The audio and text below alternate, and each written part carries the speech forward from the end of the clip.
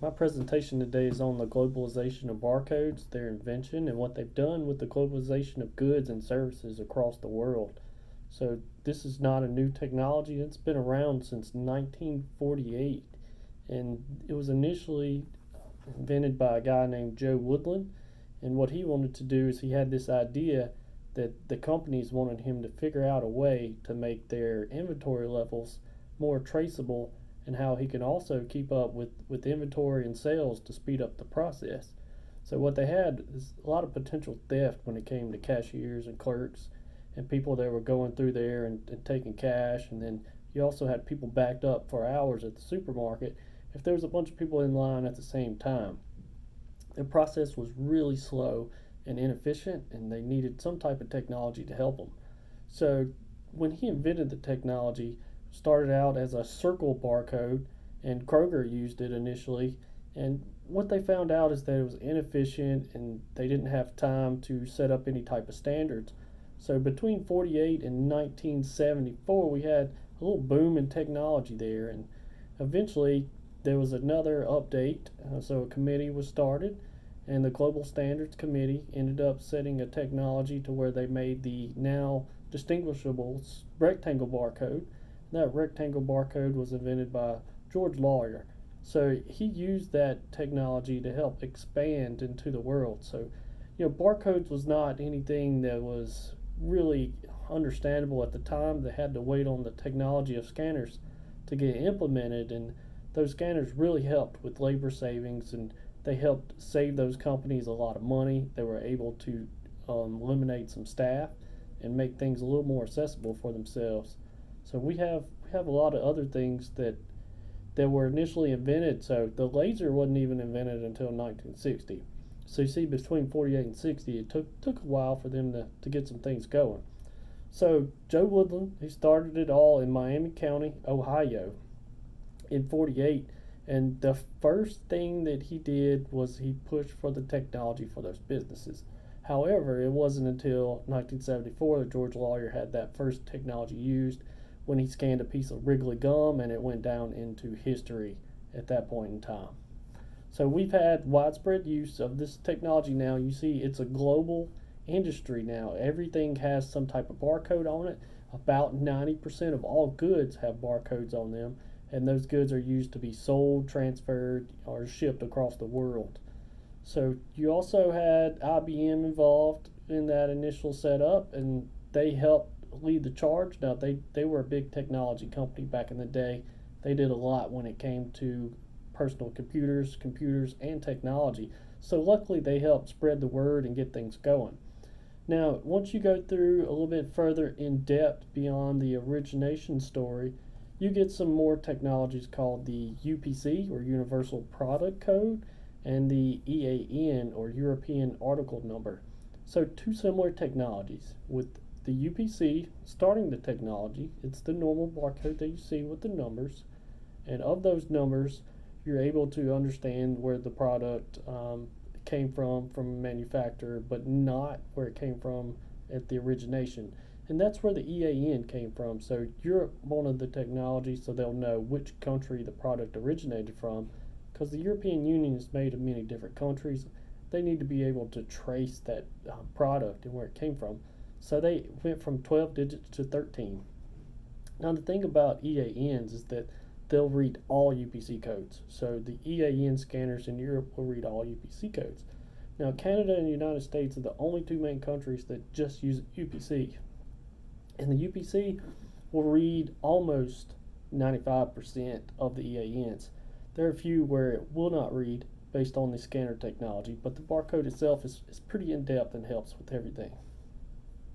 Excuse me. So the barcodes has helped lead to a boom in e-commerce, and e-commerce is selling products and goods online, and those are helping with the pandemic right now. So you have a lot of goods and services being sold because it's more difficult and risky to go do things in person with the global pandemic going on. So the market has really grown in the last several years, with Amazon leading the charge. Now you have Walmart jumping into the big guns here, trying to get as much money as they can. So without barcodes, it would be even more difficult to do e-commerce because all they had was little price stickers back in the day, and they would have to manually key in everything. So the barcode has allowed e-commerce to expand and really grow in this country, and without it, I doubt it would be near the market that it is today. So you've seen some type of double and triple growth when it comes to these businesses able to sell things and move on into the world. So barcodes have really expanded beyond just the original UPC or EANs. Now, in 1994, there was a Japanese guy by the name of Masahiro Hara that invented the quick response code. We call them a QR code for short. Those codes are utilized from resumes to URLs to videos to websites. It doesn't matter. You can put a lot of technology or website or information into a QR code. And with a QR scanner, you can use on any type of cell phones. It has to have a 3D image, and it brings up what information you're storing. So QR codes are a great example of how they wanted to expand in Japan. So this gentleman invented the technology in the manufacturing industry. What they wanted to do is streamline the process. They wanted to know where the product stood at what point during the manufacturing process. And the best way for them to tell was they invented this code that could be read by their scanners. And their scanners were able to track that vehicle or part or equipment throughout the process. So while they were tracking that information, they were able to quickly and streamline their stuff through Six Sigma and Lean, what they call Kaizen over there, which is a whole different topic. But the use of QR codes and barcodes, if they weren't there, they wouldn't be able to streamline a lot of that stuff. Now, the special thing about this gentleman and the company is that they decided that they would make this to be free so that anybody can use it. So they did copyright it, but they made it free to use for all. So that's why we have QR codes across the world. And similar with barcodes, no one company was allowed to keep it. However, they were allowed to set a standard called the GS1 standard, which now rules the world when it comes to standardization. So there are other similar barcodes out there, but the only other one to really touch up on right now is RFID, called radio frequency ID, and this was patented in 1973. However, it was invented by multiple people, so no one person can take credit, but Charles Walton is accepted as the person that copyrighted or patented the product for the radio frequency identification. So the widespread use of this is starting to slowly phase in since 73, and with that being is that the technology's gone beyond just badges. So a lot of companies will put badge information on these, and you can scan them to let them in through automatically locked doors, any type of security software, any type of security hardware to let them in. So it is still considered a barcode because you're still scanning some type of code inside. So without barcodes, radio frequency ID would not exist. So you cannot detect RFID, and what's great about the technology is that you can scan hundreds of items at one time, where with barcodes, you can only scan with one item at a time. So the possibilities are endless, especially when it comes to shipping multiple products, where you can just run them under the conveyor belts and they scan all the items there. Now, if you did a rough count or had some type of rough count, you could tell if something was missing and you could go back and verify, but that would cut time when it comes to multiple shipments of products while giving traceability of those products. Traceability that's difficult to do without an RFID tag. So it's going to be beneficial to the world, and you're going to start to see that become a globalized market as well, beyond the UPC, QR codes, and the EAN numbers. So a lot of that information is just big right now when it comes to our global market and pandemic.